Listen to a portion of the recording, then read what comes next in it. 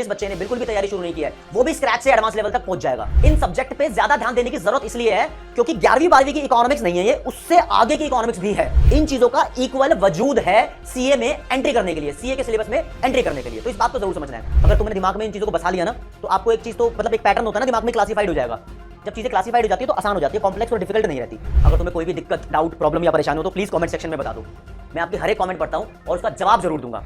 Hello guys, मैं आपका भाई दोस्त educator of economics love Kaushik आपको बता रहा हूं कि सीए फाउंडेशन की तैयारी में इकोनॉमिक्स एंड बीसीए के पेपर के लिए 45 डेज में आप अपना कोर्स कैसे कंप्लीट कर लोगे और बचे हुए दिन में आपको मैराथन और रिवीजन के साथ बिल्कुल तैयारी पूरी करा देंगे।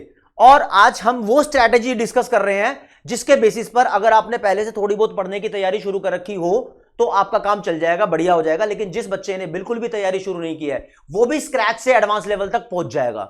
ये प्लान सुन लो, ये तरीके सुन लो, किस तरीके के क्वेश्चन आएंगे सुन लो। यहां बता रहा हूं कि कौन से स्टडी मटेरियल से आपको पढ़ना है, कितना टाइम आपको लगेगा इकोनॉमिक्स का सिलेबस कवर अप करने में।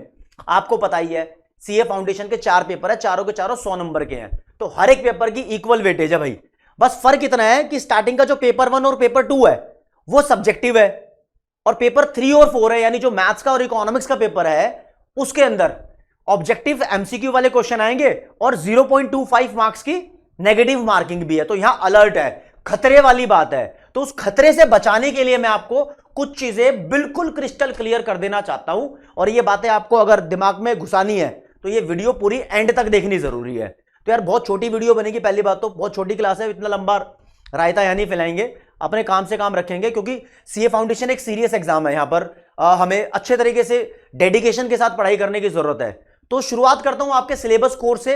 आपको भी पता है मैंने यहां इकोनॉमिक्स लिखा हुआ, वैसे तो बिजनेस इकोनॉमिक्स आपकी 60 नंबर की है और बीसीके यानी बिजनेस कमर्शियल नॉलेज 40 नंबर की है। अब आईसीएआई के सिलेबस के हिसाब से बिजनेस इकोनॉमिक्स में कुल मिला के 5 चैप्टर्स हैं भाई। ये 5 चैप्टर की वेटेज भी आईसीएआई ने दी हुई है, बोलता है कि पहला चैप्टर 15 से 20% के आसपास की वेटेज रखता है, यानी 60 में से 15 से 20% के आसपास का जो क्वेश्चन का मटेरियल होगा वो फर्स्ट वाले चैप्टर से आएगा। अब इसको ना न्यूमेरिकल वैल्यू के अंदर नहीं बताया इसने, फिर बताया है सेकंड और थर्ड ये दोनों चैप्टर मिला के 35 से 40% के आसपास की वेटेज रखेंगे और फोर्थ चैप्टर 25 से 30% के आसपास आएगा और फिफ्थ चैप्टर 15 से 20% के आसपास आएगा। यार ये थोड़ी सी प्रॉब्लम है, मैं इसको क्रिस्टल क्लियर कर देता हूं आपको, थोड़ा न्यूमेरिकल लेटर्स में बता देता हूं ताकि चीजें और अच्छी लगे, जस्टिफाइड लगे। कैसे लगेगी भाई? ये पहला चैप्टर मैं आपको बता रहा हूं 9 से 12 नंबर का आएगा, यानी लगभग यहां से कम 9 क्वेश्चन, ज्यादा से ज्यादा 12 क्वेश्चन आने के चांसेस है। लेकिन आपको सही बताऊं, ये लिखा होता है यहां पर कि 9 से 12 का आएगा। हर बार पेपर में ऐसी कुछ ऊंच नीच होती है कि कभी 8 भी हो सकता है, कभी 13 भी हो सकता है। तो चैप्टर को हल्के में लेके मत चलना। मतलब बहुत सारे लोग मिलेंगे तुम्हें राय देने वाले, बहुत सारे ऐसे बंदे मिलेंगे कि हाँ इतना पढ़ ले, उतना पढ़ ले, ठीक है ना। मतलब उस चीज को तुम इस तरीके से दिमाग में लेना कि मुझे कुछ टॉपिक्स ऐसे हैं जो छोड़ने नहीं है। और कोई बोल दे कि सिर्फ इतना करके चला जाओ, तो ऐसा भी काम नहीं करना कि लिमिटेड एडिशन करके जाना है कि उससे सिर्फ पास होने का बहाना बनाना, नहीं, वो बातें नहीं होने दूंगा यहां पे, ठीक है। 9 से 12 नंबर का ये आएगा। और ये जो सेकंड और थर्ड चैप्टर ना यार, ये दोनों मिला के 21 से 24 नंबर के बन रहे हैं, ठीक है। बिल्कुल आसान देशी भाषा बोल रहा हूं, इसी भाषा के अंदर पढ़ाऊंगा आपको। फोर्थ चैप्टर आपका प्राइस डिटर्मिनेशन है, ये 15 से 18 नंबर का आएगा। मतलब ये रेंज दी हुई है कितने नंबर में आता है। और जो बिजनेस साइकिल का नया चैप्टर है, पहले आपने कभी पढ़ा नहीं है, ये 9 से 12 नंबर का आएगा। थोड़ी सी चर्चा इसके ऊपर कर लो यार। हमने 11वीं और 12वीं क्लास में इकोनॉमिक्स पढ़ी होती है तो लगता है कि हाँ भाई ये बिजनेस इकोनॉमिक्स का जो सब्जेक्ट है वो आसान ही होगा। अब आसान तो जिन लोगों ने पढ़ी है उनके लिए हो भी सकता है, बिल्कुल हो सकता है, नो डाउट कि नहीं होगा। लेकिन इन सब्जेक्ट पे ज्यादा ध्यान देने की जरूरत इसलिए है क्योंकि 11वीं 12वीं की इकोनॉमिक्स नहीं है ये, उससे आगे की इकोनॉमिक्स भी है। कैसे? इलास्टिसिटी ऑफ डिमांड का एग्जांपल दूं जिन बच्चों को ये बात समझ में आ रही होगी। इलास्टिसिटी ऑफ डिमांड का जब न्यूमेरिकल सॉल्व करते थे माइक्रो इकोनॉमिक्स के अंदर, तब बेसिकली न्यूमेरिकल को सॉल्व करने के लिए हम परसेंटेज मेथड यानी प्रोपोर्शनेट मेथड का इस्तेमाल करते थे। नॉर्मली होते तो 3 मेथड थे वहां पर, ठीक है। ज्योमेट्रिक मेथड भी होता था, एक्सपेंडिचर मेथड भी होता था, लेकिन परसेंटेज मेथड का इस्तेमाल किया जाता था। लेकिन यहां पर बाय डिफॉल्ट आईसीआई बोलता है कि हम मिड पॉइंट यानी आर्क मेथड का इस्तेमाल करेंगे नॉर्मली, जब कुछ नहीं बोल रखा हो। तो थोड़ा सा आगे लेवल हो गया। वहां सिर्फ प्राइस इलास्टिसिटी ऑफ डिमांड पड़ी थी, यहां पे एक नई चीज है, इनकम इलास्टिसिटी ऑफ डिमांड है, क्रॉस इलास्टिसिटी ऑफ डिमांड है। तो टॉपिक्स पहले से बढ़ गए हैं, इस बात को ध्यान रखना है। हाँ कुछ चीजें वहां से कट भी हुई हैं, कुछ चीजें बड़ी भी है। अब मैं बताऊं कि यहां अगर बात की जाए price determination in different markets, यानी मोनोपोली पढ़नी है, ओलिगोपोली पढ़नी है, मोनोपोलिस्टिक कंपटीशन पढ़ना है, परफेक्ट कंपटीशन पढ़ना है, नॉर्मल फीचर्स पढ़ी है माइक्रो इकोनॉमिक्स में पहले 11वीं 12वीं में, मैं समझता हूं आपकी इस बात को। लेकिन अब थोड़ा एडवांस लेवल है, यहां पर डायग्राम के थ्रू नॉर्मल प्रॉफिट, अब normal profit, super normal profit, loss, shutdown points, ऐसी कुछ चीजों को रिप्रेजेंट करना सीखना है। अब तुम कहोगे सर पेपर तो एमसीक्यू वाला है, आप डायग्राम क्यों सिखा रहे हो? भाई उसको भी जस्टिफाई करूंगा, अभी काम की चीज है, आपके काम में आएगी, ध्यान रखना। तो इसलिए थोड़ी आगे की इकोनॉमिक्स है, हल्के में नहीं लेनी है। अब ये नंबर भी तो बराबर, आईसीआई वाले पागल थोड़ी हैं, वो पूरे 100 नंबर की है, पूरा सब्जेक्ट रखा हुआ है, अकाउंट्स का भी उतना ही रखा हुआ है। क्यों रखा हुआ है? इसलिए रखा हुआ है ना कि हां इन चीजों का इक्वल वजूद है सीए में एंट्री करने के लिए, सीए के सिलेबस में एंट्री करने के लिए, तो इस बात को जरूर समझना है। अच्छा अब आ जाओ, चलो 60 नंबर हमारे कैसे डिवाइडेड हैं, ये जस्टिफाइड हो गया।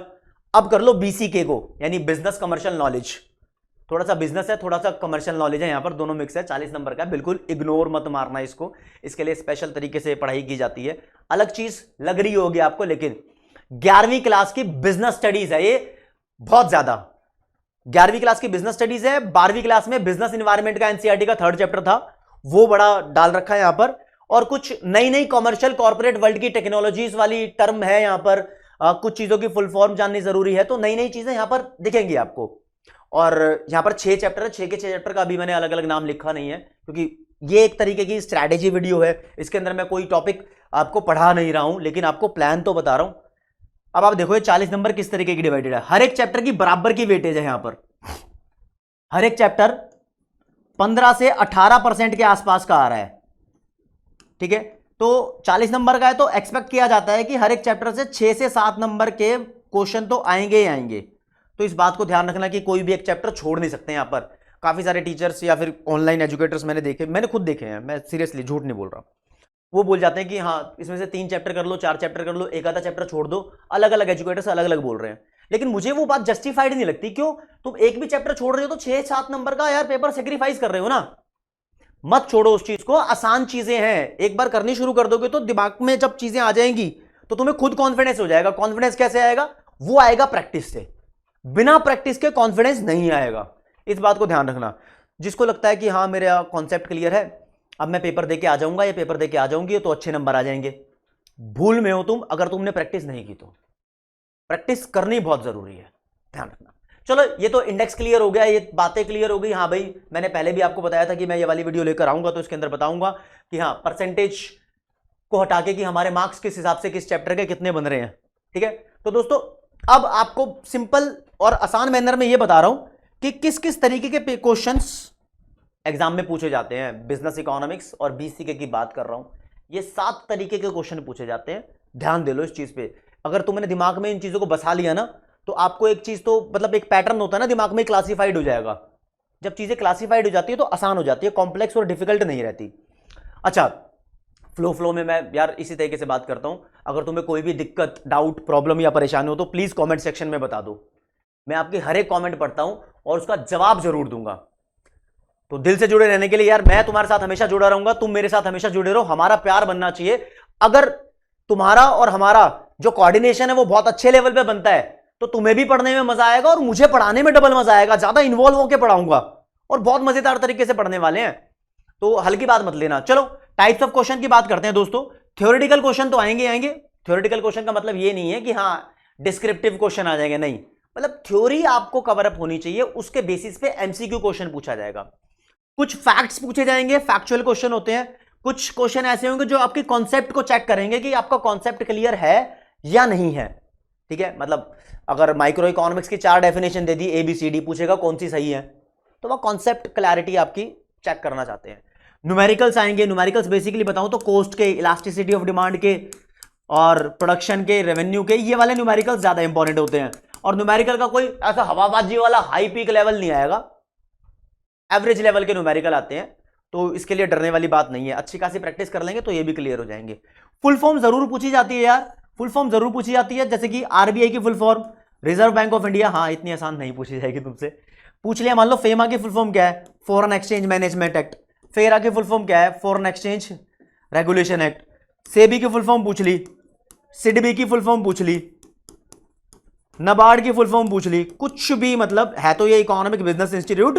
आईएमएफ हो गया, डब्ल्यूटीओ हो गया, वर्ल्ड बैंक को पहले आईबीआरडी बोलते थे, तो आईबीआरडी की फुल फॉर्म पूछ ली, पूछ सकता है। सिमिलर नेम्स पूछ सकता है। लाइक अगर बात बताऊं तो माइक्रो इकोनॉमिक्स का दूसरा नाम क्या है, कमेंट सेक्शन में बताओ। अब मैं रुक गया, तुमने कमेंट लिखी होगी तब मैं बताया। तो माइक्रो इकोनॉमिक्स का दूसरा नाम है प्राइस थियरी। अब मैंने इसका दूसरा नाम बता दिया, आप मुझे मैक्रो इकोनॉमिक्स का दूसरा नाम कमेंट सेक्शन में बता दो, चलो फटाफट से। अब दूसरा नाम तो पता होना चाहिए चीजों का यार, ठीक है। फिर कुछ इकोनॉमिस्ट के नाम पूछ लेगा। अभी मैंने एक सैंपल क्वेश्चन यहां पर डाला है, इकोनॉमिस्ट के नाम किस तरीके से पूछे जा सकते हैं वो भी आपको बता ही रहा हूं। तो वेट, तो मतलब इसके अंदर ऐसा कुछ सरप्राइज तो रखा नहीं है, क्योंकि ये क्लास तो आपको चीजें क्लियर करने के लिए है। हाँ, अगर लग रहा है कि मैं बहुत जल्दी जल्दी जल्दी जल्दी बोलता जा रहा हूं तो यार स्पीड स्लो कर सकते हो। स्पीड स्लो करने का आपके पास एडजस्टमेंट का मुझे पता है यूट्यूब के अंदर फीचर है। और अगर लगता है जिस बंदे को ये लग रहा हो कि मैं स्पीड स्लो है मेरी मतलब बोलने की, तो वो स्पीड फास्ट भी कर लो, अपने अपनी एडजस्टमेंट है। लेकिन मुझे लगता नहीं कि मैं नॉर्मल स्पीड से बोल रहा हूँ, 1.1 या 1.2 की स्पीड से तो बोल ही रहा हूँ यार। तो ठीक है, इसी तरीके से पढ़ते हैं बच्चे मेनली। यूट्यूब पर पढ़ा कैसे जाता है यार, ठीक है ना। इस चीज को जान लो, जो लोग प्रो हो गए हैं वो और तेज स्पीड चला लेते हैं, जो लोग पहली पहली बार पढ़ रहे हैं वो स्लो स्लो स्पीड में पढ़ते हैं। तो आपका अपना तरीका होना चाहिए, ठीक है जी। आगे मैं बताता हूं, चलो टाइप्स ऑफ क्वेश्चन हो गए हैं। अब मैंने आपसे कहा कि एमसीक्यू पेपर में आएंगे, और आपका क्वेश्चन है क्या सिर्फ ओनली एमसीक्यू करें हम, क्या करना चाहिए, ओनली एमसीक्यू करने चाहिए। यार सिर्फ एमसीक्यू की प्रैक्टिस करने में लग गए ना तो आपकी एमसीक्यू की प्रैक्टिस तो हो ही जाएगी। लेकिन मुझे लगता है यह बात सच है कि ओनली एमसीक्यू की प्रैक्टिस से ना यह श्योरिटी नहीं मिलती कि आप फाइनल एग्जाम में उतना ही अच्छा परफॉर्म कर लोगे जितना आप नॉर्मल अपनी प्रैक्टिस में परफॉर्म कर रहे हो। क्योंकि एमसीक्यू बार बार बार बार बार बार बार बार करते करते आप पूरा स्कोर करने लग जाते हो उन टेस्ट पेपर में। लेकिन जो फाइनल पेपर आएगा ना, जरूरी नहीं है उसके अंदर वो क्वेश्चन पुराने ही आए। तो करना क्या है यहां पर यार, अगर आपको एमसीक्यू में 4 ऑप्शन तो मिलते ही हैं, ए बी सी डी के 4 ऑप्शन मिलते हैं। ये ऑप्शन तब आप अच्छे तरीके से समझ पाओगे जब आपने अपने थियोरेटिकल कंसेप्ट्स को किया है। अब जो स्टूडेंट कहते हैं एमसीक्यू आएंगे मैं सिर्फ एमसीक्यू कर जाऊं, नहीं भाई नहीं, कॉन्सेप्ट करो थ्योरी वाले। ये आईसीआई वाले ऐसी पागल नहीं है जो इतनी मोटी मोटी बुक छाप रखी है, तुम्हारे लिए स्टडी मटेरियल प्रिपेयर कर रखा है, और बहुत सारे राइटर हैं, ऑथर हैं जो किताब लिख के बैठे हुए हैं। तो बस इस बात पे ध्यान दो कि थ्योरेटिकल कॉन्सेप्ट जरूर पढ़ने हैं। वो जब कॉन्सेप्ट पढ़ोगे तो उसके बेसिस पे कितने भी एमसीक्यू बन जाए वो तुम फिर क्लियर कर लोगे, कोई दिक्कत वाली बात नहीं रहेगी, ठीक है जी। और फिर मैं बताऊं आपको, अब यहां पर एक मेन बात लिखने वाला हूं यार, 45 डेज बचे हुए हैं। नहीं बचे नहीं है 45 डेज, मैं कह रहा हूं कि 45 डेज में आपका कोर्स कंप्लीट कराऊंगा। कैसे कराऊंगा भाई, 6 चैप्टर बीसीके के हैं और 5 चैप्टर इकोनॉमिक्स के हैं, बिजनेस इकोनॉमिक्स के। मैंने बताया टोटल मिला के 11 लेक्चर के अंदर खत्म करा दूंगा। अब ये 11 लेक्चर आपको सीए वाला चैनल पे वन शॉट की फॉर्म में मिलेंगे। वन शॉट का मतलब होता है कि एक वीडियो के अंदर पूरा चैप्टर खत्म, और पूरा चैप्टर तो यार बहुत बड़े बड़े हैं तो वो कैसे खत्म होंगे। हाँ, आपके लिए ये काम कर देंगे कि उस वीडियो लेक्चर की ड्यूरेशन बहुत लंबी कर देंगे, कम से कम 1 घंटा तो रहेगी, 2 भी हो सकती है, 3 भी हो सकती है, और 4 घंटे भी हो सकती है भाई, वो ड्यूरेशन तो उस पर रहेगी। और ये मतलब टेंटेटिव 11 है, 11 के 12 भी हो सकते हैं, लेकिन 10 नहीं करूंगा, समझे। और अभी अक्टूबर में अगर मैं बात करूं, 6-7 अक्टूबर से नवंबर एंड तक तुम्हारा सिलेबस कंप्लीट हो जाएगा। यानी बात करें तो अभी इनिशियली हफ्ते में 1 लेक्चर काफी है बिजनेस इकोनॉमिक्स का, फिर धीरे धीरे करके एडजस्टमेंट करके आपको टाइम शेड्यूल बता दिया गया है। मतलब कम्युनिटी पोस्ट जब चालू होगी तो उस पर अपलोड भी कर दिया जाएगा, कोई दिक्कत वाली बात नहीं है। और कितना पढ़ना जरूरी है फिर इकोनॉमिक्स के लिए, तुम्हारे पास 4 पेपर है ना, चारों के चारों 100 नंबर के हैं भाई, तो क्या सबको बराबर पढ़ना है। ऐसा है कि अकाउंट्स और मैथ्स मुझे भी पता है कि ज्यादा प्रैक्टिस मांगती है। लॉ के अंदर जो बीसीआर बिजनेस कम्युनिकेशन वाला जो होता है उसके अंदर बहुत लिख लिख के प्रैक्टिस करनी पड़ती है, ये बात पता है, ठीक है। तो ये भी कहूंगा कि सबकी स्ट्रैटेजी भी अलग हिसाब से होगी कि एक दिन में कितना पढ़ना चाहिए किसी भी सब्जेक्ट को। ये क्वेश्चन सबके दिमाग में घुसता है। तो 11 वीडियो बनाऊंगा यार, इस 11 वीडियो को देखना कि कितने टाइम की बनेगी। अच्छा, 11 वीडियो बनने के बाद मत देखना, जब वो मान लो 2 घंटे की वीडियो बनाई है ऑब्वियसली, तो मैंने तुम्हारे लिए टाइम में से 2 घंटे का स्लॉट बना दिया, तो इस 2 घंटे को तुम्हें कैसे यूटिलाइज करना है। जिस बच्चे के पास टाइम है ना वो एक बार में 2 घंटे की वीडियो देख डालो।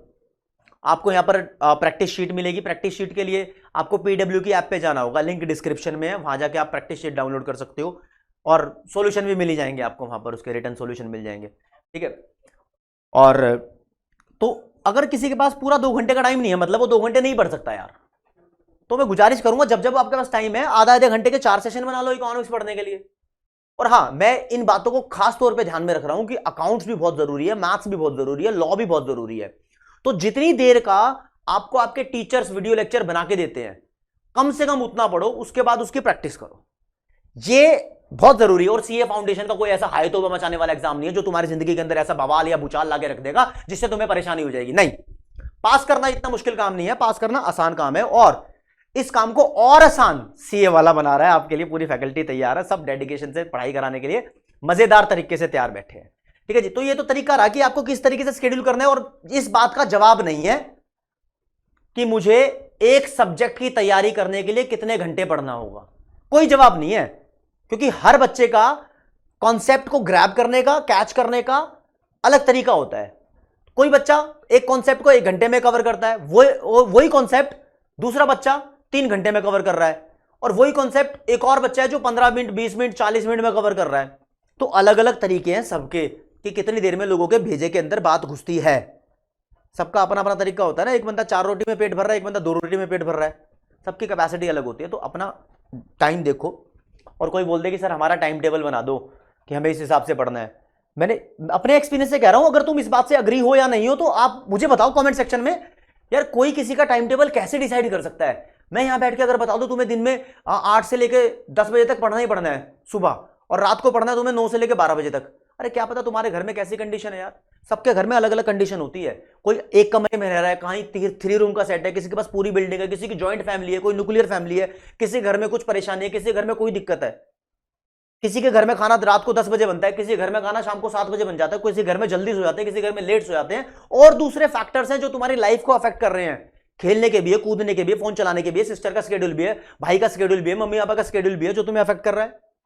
तो यार टाइम अपने हिसाब से निकालना पड़ेगा, आपको अपना टाइम टेबल खुद बनाना पड़ेगा। जो लोग अपना टाइम टेबल खुद बनाते हैं जिंदगी में सक्सेस स्टोरी वही लिखते हैं, इस बात का ध्यान रखना। टाइम टेबल खुद बनाना पड़ेगा। हाँ, हम टाइम टेबल तुम्हें यह दे देते हैं कि हम कितने बजे अपने चैनल पे आपके लिए वीडियो लेक्चर अपलोड कर देंगे, कब कब हम लाइव आ जाएंगे, कब कब आपके लिए मोटिवेशन और गाइडेंस सेशन लेके आ जाएंगे, और कब कब वो शॉर्ट बहुत चल रहे हैं यूट्यूब पे कि 1 मिनट के अंदर आपको ज्यादा नॉलेज कैसे प्रोवाइड कर देंगे, तो वो बड़ी इंपॉर्टेंट चीज आपको देंगे। और दोस्तों अब एक एमसीक्यू पेश किया हुआ है, मैं आपको बताना चाहता हूं कि पढ़ने का क्या फॉर्मूला होना चाहिए, किसी भी एमसीक्यू को आप किस तरीके से ट्रीट करोगे। मान लो एक बहुत सिंपल और बेसिक क्वेश्चन आपसे पूछ लिया, और इस क्वेश्चन का आंसर तुम्हें पता ही होगा। पहले तो क्वेश्चन पढ़ के आंसर फटाफट से कमेंट सेक्शन में लिख देना, जो जो इंटेलिजेंट है मैं पढ़ लूंगा उसके कमेंट, ठीक है। मैं इसको बाद में बताऊंगा कि आपको क्या कहना चाह रहा हूं इसके थ्रू। क्वेश्चन ये है, who is known as the father of economics. Basically economics की शुरुआत किसने की थी? 4 ऑप्शन है। एडम स्मिथ जी हैं, जेएम कीन्स यानी जॉन मानियार्ड कीन्स है, मार्शल यानी अल्फ्रेड मार्शल है, और लिखा है नन ऑफ द अबव। मान लो इस ऑप्शन को। तो पहले तो फटाफट से कमेंट सेक्शन में बता दो कि कौन है father of economics. Video post कर देना, कोई दिक्कत नहीं है, फिर बता देना, एक दिल को तसल्ली मिलेगी तुम्हारे सही आंसर लिख के। हाँ, father of economics Adam Smith है, ठीक है ना। इन्होंने बुक भी लिखी थी, कौन सी बुक लिखी थी? Wealth of Nations. Wealth of nation book लिखी थी। इसका पूरा नाम वेल्थ ऑफ नेशन नहीं है, ये चाहे तुम गूगल करो चाहे स्टडी मटेरियल से पढ़ो, इसको भी कमेंट सेक्शन में बताओ कि पूरा नाम क्या था इस बुक का, ठीक है, तभी पता लगेगा। और कौन से ईयर में लिखी थी, ये नॉलेज भी चेक कर लो जरा तुम्हारी में। अभी तक इससे बेसिक पता लग जाएगा कि मेरे स्टूडेंट जो मुझे देख रहे हैं वीडियो को, उनको कितनी नॉलेज है, ये मुझे आइडिया तो लगे, फिर उसी हिसाब से अपन परफॉर्म करेगा तुम्हारे लिए, टेंशन मत लो, ठीक है। चलो ये सही आंसर है। अब तरीका क्या होता है किसी भी एमसीक्यू की प्रैक्टिस करने का? जो सही आंसर है वो तो ठीक है, अरे भाई जो दूसरे थे वो कौन से हैं, वो कौन कौन है, इनको भी जान लोगे तो अच्छे से भाई बेड़ा पार हो जाएगा, मजा आ जाएगा, मतलब अच्छे नंबर आ जाएंगे। तो फिर जान लो कि हाँ, जेएम कीन्स कौन थे भाई? जॉन मानियार्ड कीन्स, इनको फादर ऑफ मैक्रो इकोनॉमिक्स कहा जाता है। तो इस बात को भी ध्यान रख लेना। अमेरिका में 1928 में जो बहुत बड़ा डिप्रेशन आया था, बहुत बड़े लेवल का डिप्रेशन था, बहुत बड़े लेवल का रिसेशन था, उनमें इन्होंने बहुत बड़ा योगदान निभाया था। अब अल्फ्रेड मार्शल ने माइक्रो इकोनॉमिक्स में बहुत सारे योगदान दिए हैं, law of diminishing marginal utility में भी इनका योगदान है। तो ऐसे हर एक ऑप्शन के बारे में, मतलब जो गलत थे ऑप्शन, उनका रोल क्या है इकोनॉमिक्स में, वो भी दिखना बहुत जरूरी है। तो ये लिटरली वेरी इंपॉर्टेंट बातें हो जाती है दोस्तों। अब बात करता हूं कि कवरेज किस चीज की करनी जरूरी है। अब पढ़ना भी तो जरूरी है भाई, तैयारी कर रहे हैं ना। तो मैं यहां 3 चीजें लिख कर लाया हूं।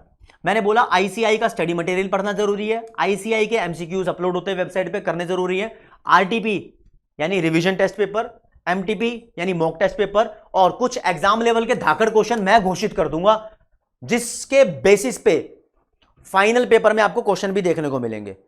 अब स्टडी मटेरियल की बात करूं तो तुम्हारे दिमाग में क्वेश्चन आ रहा होगा, सर रेफरेंस बुक किसकी बढ़िया है? बहुत सारे हैं रेफरेंस, मैं किसी का नाम नहीं लूंगा, बहुत सारे ऑथर्स हैं, आपको 100 ऑथर की 100 बुक्स मिल जाएंगी यार, है ना। काफी सारे गूगल करोगे तो एमसीक्यू मिल जाएंगे बहुत सारे, और ऑनलाइन भी बहुत सारी चीजें अवेलेबल हैं, मतलब बहुत कुछ अवेलेबल है। लेकिन आईसीआई के स्टडी मटेरियल की बात ही कुछ और है, सारा कोर्स इसके अंदर समाया है, यह सबसे ज्यादा इंपॉर्टेंट चीज है, और इसके थ्रू भी आपको जानने की जरूरत नहीं, क्योंकि इसी की क्रीम उठाकर मैं पढ़ाऊंगा आपको, इसी के मैसेज मैं डिलीवर करूंगा आपको, इसी का कंटेंट मैं बताऊंगा आपको। तो आईसीआई के तो बिल्कुल टच में है, तो पेपर का हमारा आधा काम तो यही आसान हो जाता है कि जिस चीज से हमारा काम है हम उन चीजों को ही कंप्लीट कर रहे हैं, ठीक है। फिर आईसीआई के एमसीक्यू भी कराऊंगा, और revision test paper, model test paper तो ऑब्वियसली होंगे ही होंगे, और एग्जाम लेवल के धाकड़ क्वेश्चन भी कराए जाएंगे। आपको पता है कि 100 क्वेश्चन आएंगे, हर एक क्वेश्चन 1 नंबर का होगा, 100 नंबर हो गए, अगर कुछ गलत कर दिया तो 0.25 मार्क्स चले जाएंगे। तो आपकी स्ट्रैटेजी बेसिकली ये होनी चाहिए, आपके पास 4 पेपर है, 1 2 3 4, सबके सब 100 नंबर के हैं, कम से कम 2 पेपर अपने ऐसे कर लो, अगर इकोनॉमिक्स को आसान मानते हो तो कम से कम 80-90 नंबर यहां ले आओ। तो इकोनॉमिक्स मान सकते हो, और जिनका मैथ्स स्ट्रांग है तो मैथ्स मान सकते हो, जिनका अकाउंट स्ट्रांग है तो अकाउंट्स मान सकते हो, जिसका कुछ भी स्ट्रांग नहीं है तो लॉ का वो नया सब्जेक्ट पढ़ के आप स्ट्रांग कर लो, उसको आसान मान सकते हो। इकोनॉमिक्स के अलावा एक सब्जेक्ट और कैच कर लो, 2 सब्जेक्ट ऐसे मान लो जिसमें तुम 80-90 नंबर स्कोर करोगे, 80 मान लो एवरेज पे, तो 2 सब्जेक्ट में तुम 160 का टारगेट ले रहे हो, और बाकी दूसरे 2 सब्जेक्ट में 50-50 नंबर का टारगेट कम से कम लेके चलो, क्योंकि सिर्फ पास होना जरूरी नहीं है, मतलब अच्छे नंबर लाने के लिए अपने खुद की डिग्निटी और बढ़ जाती है, अपने अंदर ही खुद की रेस्पेक्ट बढ़ जाती है। हाँ, हालांकि सीए फाउंडेशन में ज्यादा नंबर स्कोर करने का मतलब कहीं पर ऐसा क्राइटेरिया नहीं है कि हाँ भाई इससे कुछ फायदा होता है। हाँ, ये होता है कि 350 से ऊपर नंबर आ जाते हैं तो वो जो बच्चे जिनका इनकम स्टेटस थोड़ा अच्छा नहीं है वो आईसीआई में अप्लाई करते हैं, तो उनको मंथली के बेसिस पे कुछ पैसे मिलते हैं आईसीआई से, वो स्कॉलरशिप होती है। वो मुझे ध्यान नहीं कि शायद अमाउंट अपडेट हो चुका हो तो कितना रुपया मिलता है, तो उस चीज़ को देखना जरूरी है। हाँ, 2 सब्जेक्ट में 160 नंबर हो गए और बाकी में 50-50 100 नंबर, तो 260 नंबर यहाँ बन रहे हैं, और बहुत रेपुटेड मार्क्स हैं 260 नंबर 300 नंबर बहुत रेपुटेड होते हैं, ठीक है, ऐसी बात नहीं है। और सब में ही 80 के हिसाब से आ गए तो 8 चौक 32, 320 नंबर हो गए, ये मजेदारी वाली बात हो जाएगी। अच्छा, रैंकिंग सिस्टम नहीं है, रैंकिंग सिस्टम अब एबोलिश कर दिया है आईसीआई ने, बहुत साल से ही 2-3 साल से एबोलिश कर दिया है, तो उसके पीछे मत जाओ। तो यार ये चीजें कवर करनी है, सब्जेक्ट चाहे कोई भी हो, चाहे इको हो, पेपर 1 पेपर 2 पेपर 3 पेपर 4 कोई भी हो, ये चीज कवर करनी सबसे ज्यादा जरूरी है।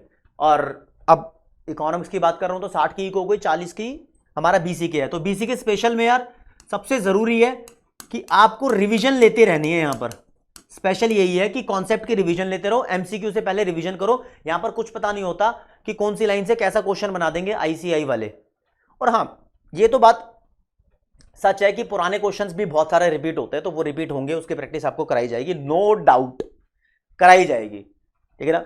मतलब हमारे रिश्ते अच्छे तरीके से डेवलप होने चाहिए। अगर हमने जो शुरुआत करी है दोस्तों, इसको हम अगर एक दूसरे लेवल पर लेकर जाते हैं जहां पर आपका रेस्पॉन्स अच्छा आएगा, आप कमेंट सेक्शन में चीजें पूछोगे, मैं रिप्लाई करूंगा, तो हम बिल्कुल मतलब रिवीजन भी अच्छे तरीके से कर पाएंगे, और मतलब उस मैराथन सेशन को जो लास्ट में लंबे लंबे सेशन होंगे आपके पेपर की तैयारी के लिए, उसमें तो बहुत भयंकर तरीके से क्वेश्चंस को किल कर देंगे ताकि आपके नंबर से कॉम्प्रोमाइज ना हो पाए। और तो अब ये पूरी चीजें बताकर मैं कह रहा हूं कि आपसे सिंपल सी एक बात कि guys you can do it, आप कर दोगे, आपने ठान ली, आप कर दोगे, मैं कह रहा हूं आप कर दोगे। तो दोस्तों आपको हर एक चीज बता दी गई है, अगर आपको लगता है कि फिर भी कोई चीज रह गई है, तुम्हारा कोई भी क्वेश्चन हो, तो कमेंट सेक्शन में मैंने बोला खुले दिल से पूछ लो, बार बार बोल दिया है, इतनी बार किसी वीडियो में बोला नहीं करूंगा, पहले बता रहा हूं। तो आज के लिए दोस्तों इतना ही, जय हिंद, जय भारत, नमस्कार, धन्यवाद।